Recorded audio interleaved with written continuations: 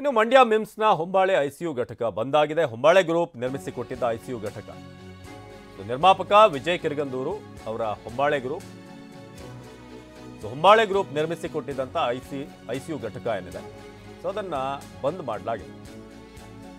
KGF ಖ್ಯಾತಿಯ ನಿರ್ಮಾಪಕ, KGF, Kantara ಮುಂತಾದಂಥ cinema produce ಮಾಡಿದಂಥ ವಿಜಯ್ ಕಿರ್ಗಂದೂರು ಕೊರೋನಾ ಸಂದರ್ಭದಲ್ಲಿ ಐಸಿಯು ಘಟಕವೊಂದನ್ನು ನಿರ್ಮಿಸಿಕೊಟ್ಟಿದ್ದಾರೆ. 1.5 ಕೋಟಿ ವೆಚ್ಚದಲ್ಲಿ 2 ಐಸಿಯು ಅನ್ನು ನಿರ್ಮಿಸಿದರು. ವೈದ್ಯರು ಸಿಬ್ಬಂದಿ ಇಲ್ಲ ಅಂತ ಒಂದು ಘಟಕವನ್ನು ಬಂದ್ ಮಾಡಲಾಗಿದೆ. ತೀವ್ರ ಸಮಸ್ಯೆ ಇರೋರಿಗೆ ಬೇರೆ ಆಸ್ಪತ್ರೆಗೆ ಶಿಫಾರಸು ಮಾಡಲಾಗಿದೆ. ಸೊ ಆಸ್ಪತ್ರೆ ಅಧಿಕಾರಿಗಳ ವಿರುದ್ಧ ಸಾರ್ವಜನಿಕರು ಕಿಡಿಕಾರಿದ್ದಾರೆ. ನಮ್ಮಲ್ಲಿ ಕೊಡುವಂಥವರೇ ಕಡಿಮೆ, ಅಂಥದ್ರಲ್ಲಿ ಕೊಟ್ಟಿದ್ದನ್ನು ನೀವು ಕರೆಕ್ಟಾಗಿ ಮೇಂಟೈನ್ ಮಾಡಿಲ್ಲ ಅಂತಂದರೆ ನೋಡಿ, ಡು ನಾಟ್ ಓಪನ್ ಅಂತ ಬೋರ್ಡ್ ಹಾಕಿದ್ದಾರೆ.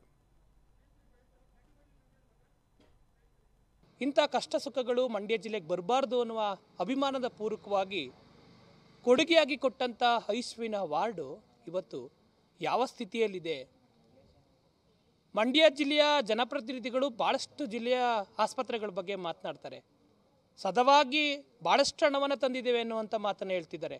ಆದರೆ ಇವತ್ತು ದಾನಿಗಳು ಕೊಟ್ಟಂಥ ಐಸಿಯು ಸಿಬ್ಬಂದಿಗಳ ಕೊರತೆ, ಡಾಕ್ಟರ್ಗಳ ಕೊರತೆ ಅಂತೇಳಿ ಮಂಡ್ಯದಲ್ಲಿ ಆ ಒಂದು ಪ್ರಕರಣ ನಡೆದಿರುವಂಥದ್ದು ನಿಜವಾಗ್ಲೂ ಮಂಡ್ಯ ಜಿಲ್ಲೆಗೆ ಮಾಡಿದಂಥ ಅಪಮಾನ. ರೋಗಿಗಳು ಸಂಕಷ್ಟದಲ್ಲಿ ಇರುವಂಥ ಸಂದರ್ಭದಲ್ಲಿ ಅವರಿಗೆ ಚಿಕಿತ್ಸೆ ನೀಡಬೇಕಾಗಿರುವಂಥ ಒಂದು ಜಿಲ್ಲಾ ಆಸ್ಪತ್ರೆಯ ಅವ್ಯವಸ್ಥೆ.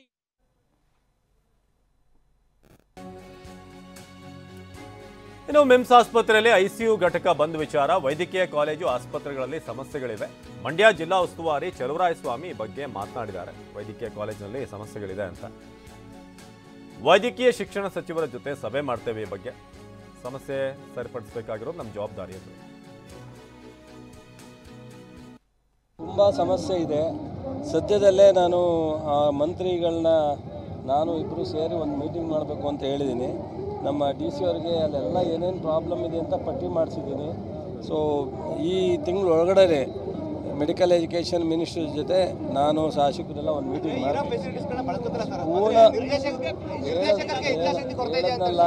ಪೂರ್ಣ ಪ್ರಮಾಣದ ಸಮಸ್ಯೆ ಇದೆ. ಮೇಜರ್ ಸರ್ಜರಿ ಆಗಬೇಕು, ಅದನ್ನು ಮೀಟಿಂಗ್ ಅಲ್ಲಿ ಕೂತ್ಕೊಂಡಾಗ ತೀರ್ಮಾನ ಮಾಡ್ತೀವಿ. ನಾನು ಹೇಳ್ತಲ್ಲ ಗುರು, ತುಂಬ ಸಮಸ್ಯೆ ಇದೆ, ಅದನ್ನು ಸರಿಪಡಿಸ್ಬೇಕಾಗಿರೋದು ನಮ್ಮ ಜವಾಬ್ದಾರಿ. ಮಾಡ್ತೀವಿ.